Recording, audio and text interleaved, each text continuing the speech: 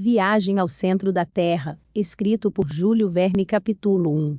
No dia 24 de maio de 1863, um domingo, meu tio, o professor Lidenbrock, voltou precipitadamente para sua casinha no número 19 da Königstrasse, uma das ruas mais antigas do velho bairro de Hamburgo. A Boa Marte deve ter achado que estava muito atrasada, pois o jantar mal começara a chiar no fogão da cozinha. Bem, pensei, se estiver com fome, meu tio, que é o mais impaciente dos homens, vai dar gritos de aflição. O senhor Lidenbrock já chegou, exclamou Marty, estupefata, entreabrindo a porta da sala de jantar. Já, Marty, mas o jantar tem o direito de não estar pronto, pois não são nem 2 horas. Acabou de dar a meia hora em São Miguel. Então, porque o senhor Lidenbrock está de volta, logo saberemos por ele mesmo. Elo, vou sumir, senhor Achel, o senhor se encarregue de fazer com que se mostre razoável. E a Boa Marte desapareceu em seu laboratório culinário. Fiquei sozinho. Fazer com que o mais irascível dos professores se mostrasse razoável era algo que o meu temperamento, um tanto indeciso, não permitia. Preparava-me para voltar ao meu quartinho no último andar, quando as dobradiças da porta rangeram, a escada de madeira estalou sob os grandes pés, e o dono da casa, depois de atravessar a sala de jantar, precipitou-se imediatamente para seu gabinete de trabalho. Durante a rápida passagem jogara num canto sua bengala com um quebra-nozes na ponta, seu grande chapéu de pelos arrepiados na mesa, e as seguintes palavras retumbantes a seu sobrinho: Achel, siga-me. Eu mal tivera tempo de me mexer, e o professor já gritava num tom vivo de impaciência: Vamos! Porque ainda não está aqui. Corri para o gabinete de meu temível mestre. Tenho de convir que Otto Lidenbrock não era um homem mau, mas, a não ser que ocorressem mudanças improváveis, morreria como um terrível excêntrico. Era professor no Jonaeum, onde dava um curso de mineralogia, durante o qual se enraivecia pelo menos 2 vezes. Não que se preocupasse com a assiduidade ou a atenção dos alunos, nem com o seu sucesso depois de formados. Eram detalhes nos quais nem pensava. Ele lecionava subjetivamente, para empregar uma expressão da filosofia alemã, para si, e não para os outros. Era um cientista egoísta, um poço de ciência, cuja roda naguinchava quando alguém tentava extrair algo dele. Em suma, um avaro. Há alguns professores assim na Alemanha. Infelizmente, meu tio não tinha grande facilidade de expressão, nem na intimidade quanto mais quando falava em público, o que era um lamentável defeito em um orador. De fato, em suas palestras no Jonaeum, muitas vezes o professor parava de falar de repente.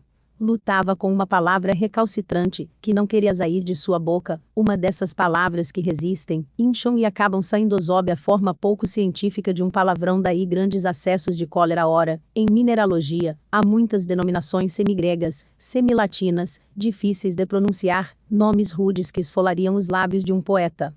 Não que eu queira falar mal dessa ciência. Longe de mim. Mas quando estamos diante de cristalizações romboédricas, de resinas retinasfálticas, de guelenitas, de fangazitas, de molibdênio de chumbo, de tungstato de manganésio, de titanato de zircônio, até as línguas mais bem treinadas perdem o prumo de qualquer forma. Digo e repito, meu tio era um verdadeiro cientista. Apesar de quebrar por vezes suas amostras pela sua brusquidão, reunia a visão do mineralogista ao gênio do geólogo com seu martelo, seu buril de aço, sua agulha imantada, seu maçarico e seu frasquinho de ácido nítrico. Era um grande profissional. Pela fratura, pelo aspecto, pela dureza, pela fusibilidade, pelo som, pelo cheiro ou pelo gosto, era capaz de classificar sem hesitação um mineral qualquer entre as 600 espécies com que a ciência conta hoje em dia. O nome Lidenbrock resplandecia com honra nos ginásios e associações nacionais. Quando passaram por Hamburgo, um prix Davi, de Humboldt e os capitães Franklin e Sabine, fizeram questão de encontrar-se com ele.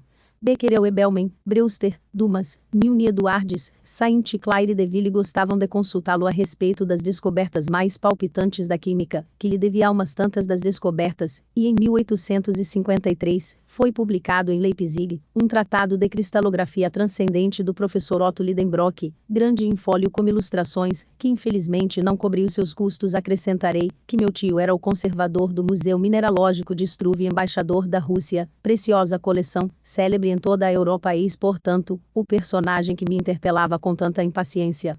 Imaginemos um homem alto, magro, saúde de ferro, lourice juvenil, que fazia com que parecesse um quarentão, e não o cinquentão que era. Seus olhos grandes não paravam atrás dos óculos consideráveis. Seu nariz comprido e fino parecia uma lâmina afiada. Os mexeriqueiros até pretendiam que era imantado e atraía-lhe malhar de ferro. Pura calúnia.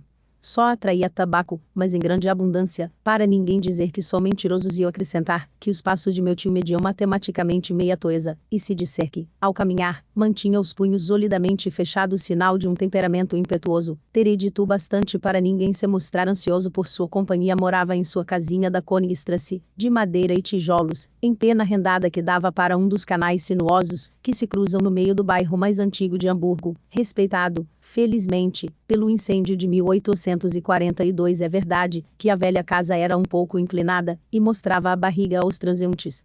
Seu teto inclinava-se sobre a orelha, como o boné de um estudante da Tugendbund.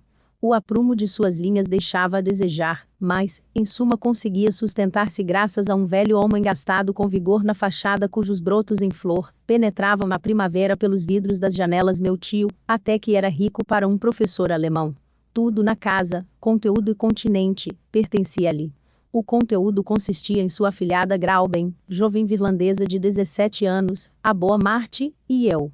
Em minha dupla qualidade de sobrinho e órfão, tornei-me auxiliar assistente em suas experiências. Confesso que me entreguei com grande apetite às ciências geológicas.